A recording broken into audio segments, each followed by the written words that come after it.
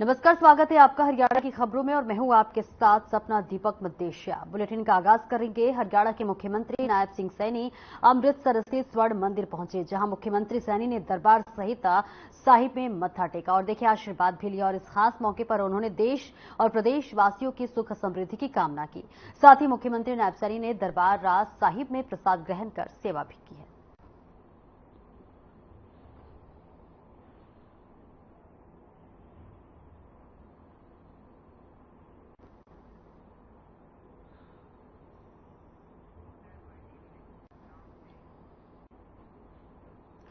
तो वहीं प्रधानमंत्री नरेंद्र मोदी से हरियाणा के विधानसभा स्पीकर ज्ञानचंद गुप्ता ने मुलाकात की और इस दौरान उन्होंने कई महत्वपूर्ण मुद्दों पर चर्चा की है।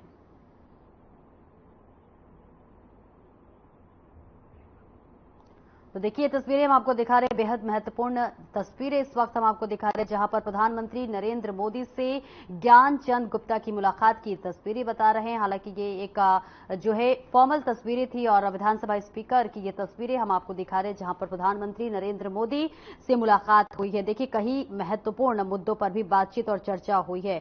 आपको बताते चले कि देखिए हरियाणा में विधानसभा चुनाव भी और ऐसे में लगातार जो है पूरी तैयारियों के साथ तमाम पार्टी जुटी हुई है। इसके बाद से देखिए तमाम नेताओं की देखो मुलाकात भी जारी है और इस बीच कई महत्वपूर्ण मुद्दे को लेकर नेता जो है एक दूसरे से मिलते हुए भी नजर आ रहे हैं। तमाम रणनीति बनाई जा रही है क्योंकि विधानसभा चुनाव भी होने वाले हैं और ऐसे में देखिए विधानसभा स्पीकर ने आज देश के प्रधानमंत्री नरेंद्र मोदी से मुलाकात की है। तमाम बातों का जिक्र करते हुए तमाम मुद्दों पर चर्चा हुई है, बातचीत की गई है, तमाम रणनीतियों पर बातचीत की गई है। तो बेहद महत्वपूर्ण मुलाकात ये बताई जा रही है, जहां पर विधानसभा स्पीकर की ये मुलाकात प्रधानमंत्री नरेंद्र मोदी से हुई है। तो वही देखिए कई महत्वपूर्ण मुद्दों पर चर्चा की गई है, रणनीति बनाई गई है क्योंकि देखिए विधानसभा चुनाव भी होने वाले हैं हरियाणा में और इसके लिए देखिए तमाम पार्टी तैयारियों में जुटी हुई है, जोरों शोरों से पूरी तैयारी कर रही है ताकि कोई भी कोताही न रह जाए क्योंकि लोकसभा चुनाव अभी हाल ही में बीते और ऐसे में देखिए हरियाणा में जितनी भी राजनीतिक पार्टियां हैं उन सभी पार्टियों की देखिए तैयारी पूरी हो चुकी है और इस बीच तस्वीरें भी आपके सामने हम साझा कर रहे हैं, जहां पर प्रधानमंत्री नरेंद्र मोदी से ये खास मुलाकात। तो वहीं फरीदाबाद लोकसभा चुनाव में कांग्रेस के कार्यकर्ताओं की अच्छी भूमिका को लेकर आज फरीदाबाद में कांग्रेस पार्टी द्वारा कार्यकर्ता धन्यवाद समारोह का आयोजन किया गया था और देखिए इस मौके पर कार्यक्रम में मुख्य अतिथि भूपेंद्र सिंह हुड्डा और प्रदेश अध्यक्ष चौधरी उदय भान सहित फरीदाबाद की कांग्रेस के तमाम नेतागण मौजूद रहे। और इस मौके पर मीडिया से बातचीत करते हुए भूपेंद्र हुड्डा ने कहा कि पिछले के मुकाबले इस बार कांग्रेस के सभी कार्यकर्ताओं ने एक अच्छी भूमिका निभाई है और आज प्रदेश के अंदर हम 50% पर खड़े हुए हैं। तो वही भूपेंद्र हुड्डा ने कहा कि उन्हें उम्मीद है कि आने वाले विधानसभा चुनाव में प्रदेश के अंदर कांग्रेस की सरकार बनेगी।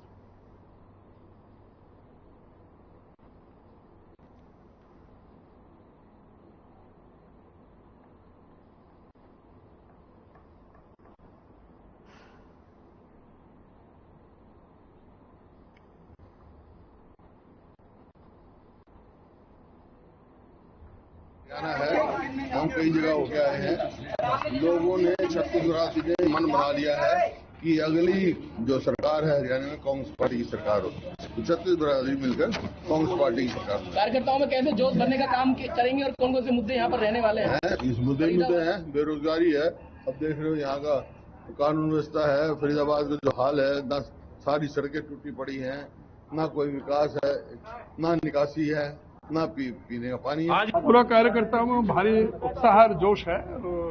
आपने देखा फरीदाबाद जिले में कितना जोश लोगों के अंदर है और सबने एकदम कई घंटे मीटिंग चली है और सब ने अपने अपने विचार रखे हैं और हमें पूरा उम्मीद है कि आने वाले विधानसभा में सारी सीटें कांग्रेस पार्टी जीतेगी। फरीदाबाद की सड़कों के जिस तरीके से हालात देखे जा रहे हैं पहली बारिश पे ही, क्या करेंगे? अब देखो इससे ज्यादा क्या दुर्भाग्यपूर्ण हो सकता है। ये लोग जो कहते थे कि फरीदाबाद को हम स्मार्ट सिटी का सबसे पहले इन्होंने दर्जा देने का बात करी थी। स्मार्ट सिटी इनकी क्या हालत है, आज पहली बार इसमें इनकी पोल खुल गई।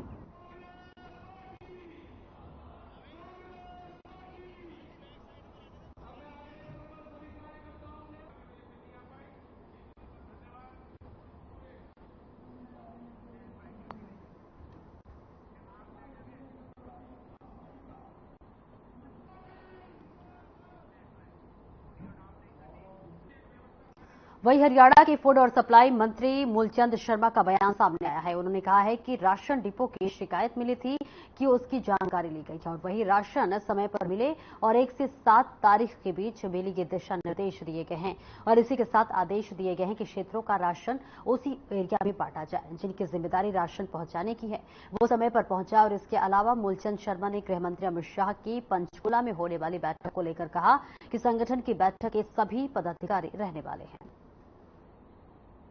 समय पे जो राशन है समय पे मिले और राशन का एक क्राइटेरिया तय हो, तारीख भी तय हो, 1 से 7 के बीच में हो। छोटी छोटी समस्या थी उनको भी हमने जो जानकारी मिली उससे खत्म किया है।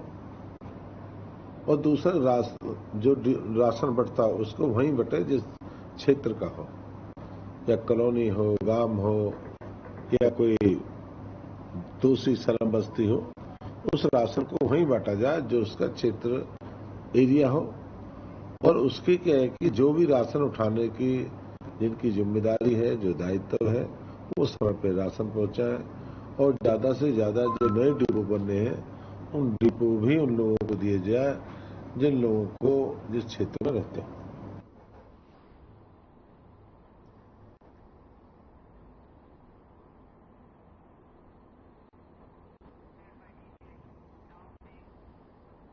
तो वहीं कुरुक्षेत्र में लोगों की समस्याओं को समाधान शिविर लगाया गया और अतिरिक्त उपायुक्त डॉक्टर वैशाली शर्मा और अन्य अधिकारियों ने समस्याएं सुनी। इस दौरान अधिकारियों को निर्देश देते हुए कहा कि समाधान शिविर में आने वाले हर व्यक्ति की समस्या का समाधान प्राथमिकता के आधार पर और तय समय सीमा के अंदर होना चाहिए। इस विषय में किसी भी प्रकार की कोई लापरवाही सहन नहीं की जाएगी। वहीं एडीसी ने कहा है कि प्रदेश सरकार के निर्देशानुसार हर दिवस को सुबह 9 बजे से 11 बजे तक जिला और उपमंडल पर स्तर पर समाधान शिविर आयोजित किए जा रहे हैं। आयोजित हुए समाधान शिविर में करीब 18 शिकायतें सुनी गई हैं, जिनमें से करीब 41 शिकायतें परिवार पहचान पत्र से संबंधित थी। वहीं शेष शिकायतों के समाधान के लिए अधिकारियों को निर्देश दे दिए गए और इस मौके पर नगराधीश डॉक्टर रमन गुप्ता सहित संबंधित अधिकारी उपस्थित रहे।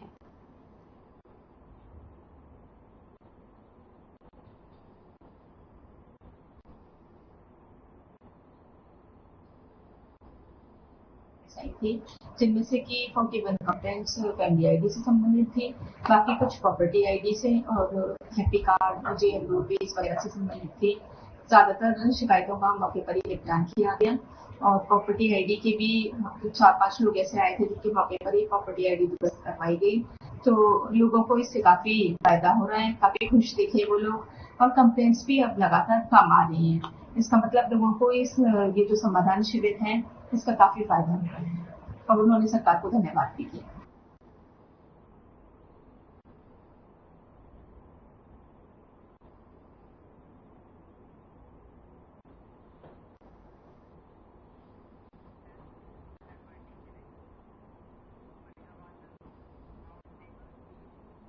वहीं फरीदाबाद में हुई मूसलाधार बारिश ने जहां फरीदाबाद को पूरी तरीके से जलमग्न कर दिया है, तो वहीं फरीदाबाद के जागरण गांव की अगर हम बात कर ले तो यहाँ देखिए यहां पर स्थित रेलवे अंडरपास में बारिश के चलते करीब 3 से 4 फुट पानी भर गया है। वहीं जिसके चलते यहां से गुजरने वाले लोगों को काफी दिक्कतों का सामना करना पड़ रहा है और यहां से गुजरने पर लोगों की गाड़ियां बंद पड़ी हुई है। तो वहीं देखिए कई लोग जो है वे गिर भी रहे हैं। लोगों का कहना है कि भले ही यहाँ अंडरपास बनाने से पहले प्रशासन द्वारा पानी निकासी के लाख दावे किए गए हो, परंतु जब अंडरपास बन गया और बारिश आई तो यहां से पानी की एक बूंद भी नहीं निकल पाई, जिसके चलते अंडरपास पूरा पानी से लबालब भर गया और यहां से निकलने वाले लोगों को दिक्कतों का सामना करना पड़ता है।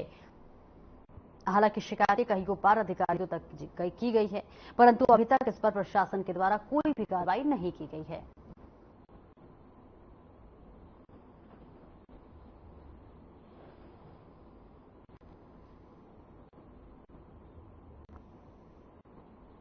भैया दिक्कतें आ रही हैं इसमें, जब बारिश होती है पानी भर जाता है, चारों लंग से लीकेज है और निकलने में बड़ी दिक्कत है। बाइकें बंद हो जाती हैं। हाँ, ऊपर से ट्रेन भी गुजरती है। हाँ ट्रेन भी जाती है। जब हादसा हो सकता है जी, जब लीकेज है तो ठीक होना चाहिए। और भैया इसमें लाइटें भी लगनी चाहिए। लाइटें नहीं, अंधेरा रहता है, बाई चांस कोई अकेला आदमी आए, कोई दिक्कत हो जाए पुल के अंदर जोखिम तो है ही सर इसमें। अगर आप अकेले जाओगे रात में तो डर लगता रहता है। ये जादरू गांव है हमारा और इससे कनेक्टिविटी काफी गांव की है। इधर सागरपुर है, दीग है, उधर निकल जाते हैं लालपुर मैंने छांसी की तरफ। तो ये अंडरपास बहुत ही खतरनाक बन चुका है लोगों के लिए।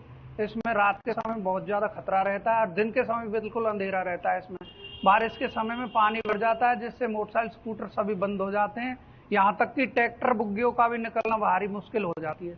और लीकेज जो आपको दिखाई दे रही है इधर की तरफ, ये चारों तरफ इसमें लीकेज बनी हुई है जिससे खतरा होने के बहुत बहुत बहुत बहुत कारण है। दिख रही है आपको पानी भरा हुआ है पूरे इसमें। रात में दिक्कत होती है बहुत ज्यादा जी। रात में लाइट वाइट कुछ नहीं है। आसपास में जो गाड़ियां वगैरह जाती हैं वो टकरा भी सकती हैं, कुछ भी हो सकता है। लाइट नहीं है, जैसे गाड़ी में लाइट नहीं है तो आपस में भी टकरा सकती हैं। गहरा ज्यादा बरसात के समय में तो बड़ी दिक्कत है। अगर ये कनेक्टिविटी है हमारे सागरपुर कई गांवों में जाती है बट वहीं फरीदाबाद प्रदेश को नशा मुक्ति प्रदेश बनाने की ओर सरकार और उच्च अधिकारियों के आदेश पर आज पूरे प्रदेश भर में नशे का कारोबार करने वाले लोगों के अवैध प्रॉपर्टी को ध्वस्त किया गया है। और इसी कड़ी में फरीदाबाद के इंदिरा कॉलोनी में रहने वाली माया नाम की महिला की भी अवैध प्रॉपर्टी को पुलिस द्वारा ध्वस्त किया गया है।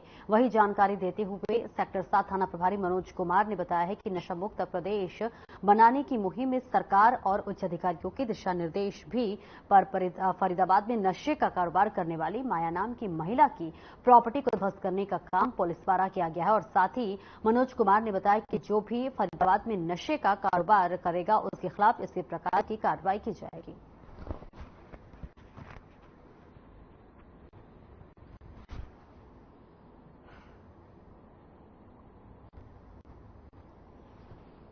इनसे फरीदाबाद और पूरे हरियाणा को नशा मुक्त करना है। जो भी नशा करेगा और नशा बेचता हुआ पाया जाएगा उसके खिलाफ सख्त से सख्त कार्रवाई की जाएगी। ये जो महिला है इसकी पहले शिकायत थी और इसके ऊपर काफी मुकदमे भी दर्ज है। नशे की शिकायत आती, नशा करते हैं। पिट एनडीपीएस की भी इसके खिलाफ कार्रवाई कर रही है और उसी के तहत आज इसका मकान ध्वस्त किया गया है।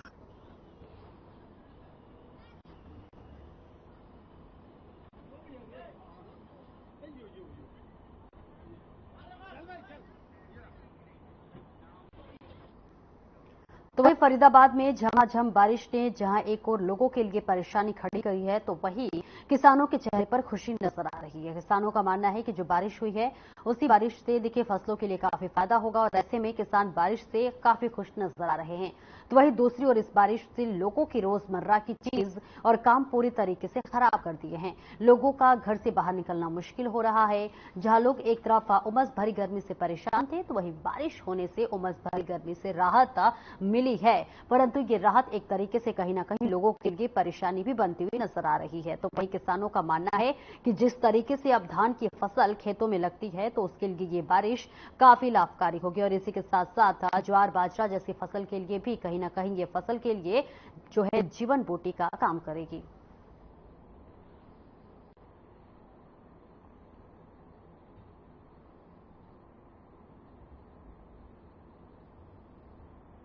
मैं खेती बाड़ी का काम किसान है। हाँ किसान।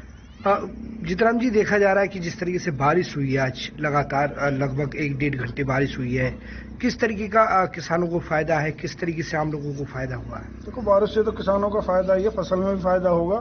किसान अपने खेतों में काम नहीं कर पाते थे गर्मी की वजह से, अब काम भी करेंगे। इधर धान की रोपाई भी शुरू हो जाएगी। किसान है, ये बारिश हुई है, इस बारिश से कितना फायदा है, कितने लोगों को फायदा मिला आम नागरिक से लेकर के? फायदा तो सभी को मिला है, गर्मी से राहत मिली है। किसानों को खेतीबाड़ी में भी, जो पहले किसान गर्मी के कारण काम नहीं कर पाते थे खेतों में, बहुत।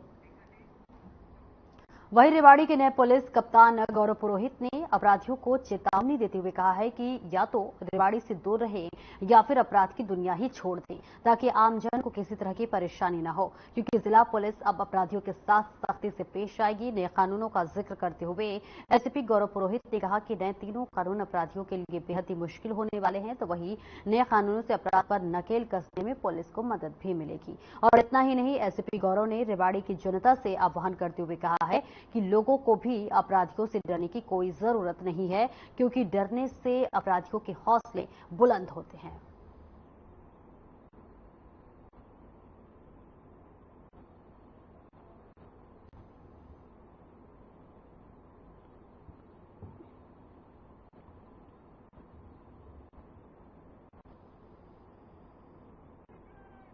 और यहाँ रेवाड़ी में अभी मैं आया हूँ और जो हमारे यहाँ जियो साहिबान है उनसे एक प्रारंभिक मीटिंग करी है और यहाँ के बारे में जो जानकारी है वो थोड़ी बहुत जानकारी ली है। मैं आपको ये कह सकता हूँ कि रेवाड़ी में जो है जिस तरीके की पुलिसिंग चलती आ रही है उसी तरीके से उन्हीं प्राथमिकताओं के साथ जो है आगे भी पुलिसिंग की जाएगी और यही प्रयास रहेगा कि जनता को किसी प्रकार की कठिनाई ना हो। वहीं फरीदाबाद जिले के खंडा तिगांव से मंछावली मुख्य मार्ग की सड़क बीच ग्राम में पीडब्ल्यूडी विभाग के सड़क निर्माण कार्य के चलते लगभग पिछले 15 से 20 दिनों से विभाग के द्वारा सड़क को तोड़ दी गई है। लेकिन इसके बाद मौसम विभाग की लगातार चेतावनी के बाद भी विभाग ने सड़क के कामकाज में किसी भी प्रकार का सुधार देखने को नहीं मिला, जिसके चलते आज मानसून की पहली बरसात से ही पूरी सड़क जलमग्न हो गई है और ऐसे में रोड टूटी होने की वजह से राहगीरों को काफी ज्यादा मुसीबत का सामना करना पड़ रहा है। तो ऐसे में जिस रास्ते से आप सफर करते हैं इसको खुदे हुए कितना समय हो गया है? इसको खुदे हुए साल भर से काम चल रहा है इसका। कौन सी जगह है ये? गाँव लैंडोला है। लैंडोला। तो पिछले साल भर से अब तक क्या प्रशासन ने इस मामले की, इस रोड को लेकर किसी प्रकार की सुध ली है? ये रोड का काम चल रहा है लेकिन बहुत धीरे धीरे चल रहा है। अच्छा, तो इसको खुदे हुए कितना समय हो गया है? खुदे हुए अभी इसको भी 1 हफ्ता ज्यादा हो गया यहाँ। मैं यहाँ पे क्लिनिक से काम कर डॉक्टर में। अच्छा। और ये पानी भरा हुआ है, फर्स्ट बारिश हुई है। फर्स्ट बारिश की वजह से कई लोग बार यहाँ गिर चुके हैं। पीडब्ल्यूडी वालों ने खोद दिया बट इसको हटाया नहीं है, इसका आगे कोई कार्रवाई नहीं की गई है। अच्छा, ये इसकी वजह पीडब्ल्यूडी वाले ही हैं। 15 दिन हो गए मेरे ख्याल से खोदे हुए सड़क को और उसके बाद काम बंद कर दिया उन्होंने। अब पहली बारिश हुई है, लोग गिर रहे हैं यहाँ पर बार बार। जिस तरीके से मौसम विभाग की चेतावनी देखने को मिली थी कि 27 के बाद जो है मानसून कभी भी दस्तक दे सकता है, तो ऐसे में पीडब्ल्यूडी विभाग के अधिकारियों ने कुछ मौका। वही फरीदाबाद स्मार्ट सिटी में गड्ढे इन दोनों लोगों की जान ले ली है। जी हां, ताजा मामला फरीदाबाद के सोहना रोड का है, जहां पर पिछले काफी लंबे समय से सड़क के किनारे FNT विभाग की तरफ से एक गड्ढा खोदा गया, लेकिन उसे विभाग शायद बंद करना भूल गया, जिसके चलते देर बाद एक युवक अपने दोस्त से मिलकर वापस कर आया था और अंधेरा होने के चलते जो है अंधा दिखाई दिया और फिर उसके बाद से बाइक गड्ढे में जा गिरी और इस बीच गिरने से युवक की एक भी बैरिकेड नहीं है, ये लगा रखे हैं बोर्ड, रिफ्लेक्टर नहीं है, ऊपर एक भी लाइट नहीं है। करीब 3-4 महीने से गड्ढा खुला हुआ है। कोई व्यक्ति आएगा अगर उसी अपने आ रहे हैं, यहाँ पर गड्ढा खुला हुआ है और उसके बाद भी वो सीवर के पाइप ओपन छोड़ रखे हैं। भोजन बस्ती नगर के लिए पाटू रहने वाला बिल्ला नाम का ऐसे रात एक इंसिडेंट है यहाँ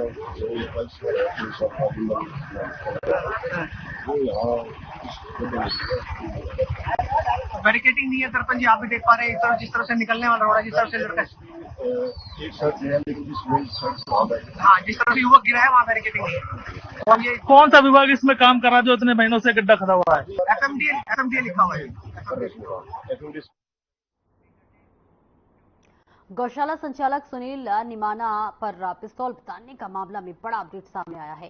दरअसल झज्जर गुरुग्राम मार्ग पर स्थित गोकुल धाम गौशाला के संचालक सुनील निमाना पर बीते दिन गांव समसपुर माजरा में उनकी हत्या का प्रयास किए जाने के मामले तूल पकड़ते जा रहे हैं और इसी मामले को लेकर देखिए गोकुल धाम गौशाला के प्रांगण में एक पंचायत हुई। इस पंचायत में प्रदेश भर के गौशाला संचालक जुटे।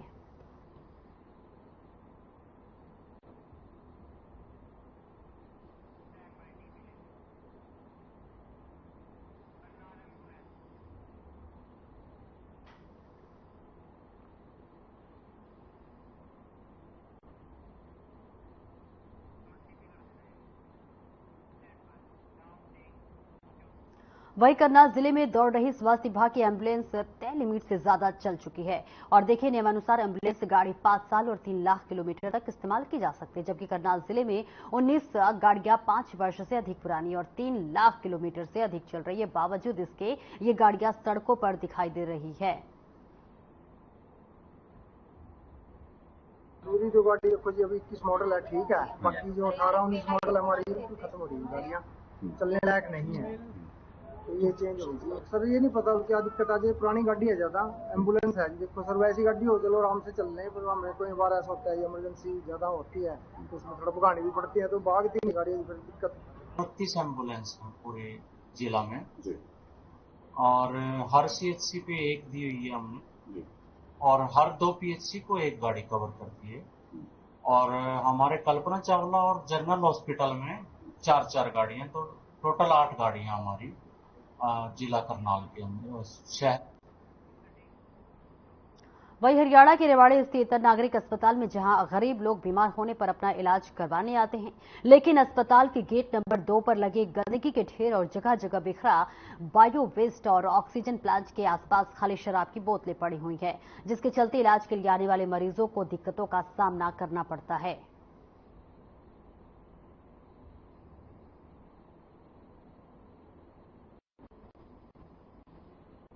ये हमने देखो पार्क भी देखा था, यहाँ बैठते भी थे, और हमने आज ये हालत भी देखी है कि हम इधर देखते भी नहीं है, इतनी गंदगी हो रही है।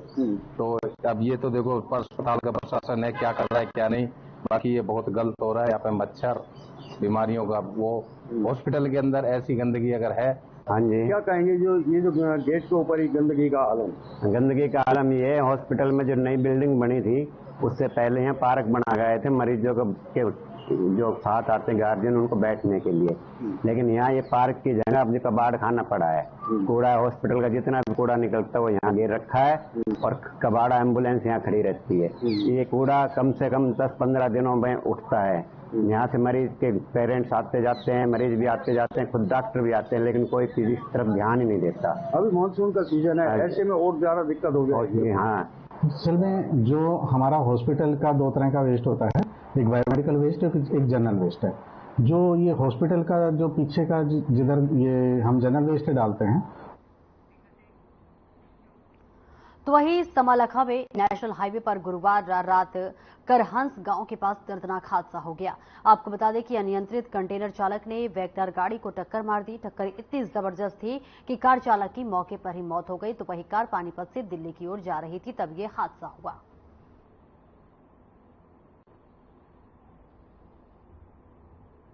हमारे को सूचना मिली, दौरान गश्त थे हम, शाम को गश्त एक राउंड लेते हैं पूरे हाईवे का, और रात को भी जब हम गश्त पे आ रहे थे वापिस इधर पुलिस लाइन की तरफ से, एक्सीडेंट के बारे में सूचना मिली। हम मौके पे पहुंचे, एक वैगनार कार थी यूपी नंबर की, वो और कंटेनर थे बंद बॉडी के ट्रक, उनके साथ एक्सीडेंट हुआ था। जो कार पूरी तरह से क्षतिग्रस्त थी, तो हमने मौके पे एम्बुलेंस बुलाई, फायर ब्रिगेड बुलाई और कटर से काट के।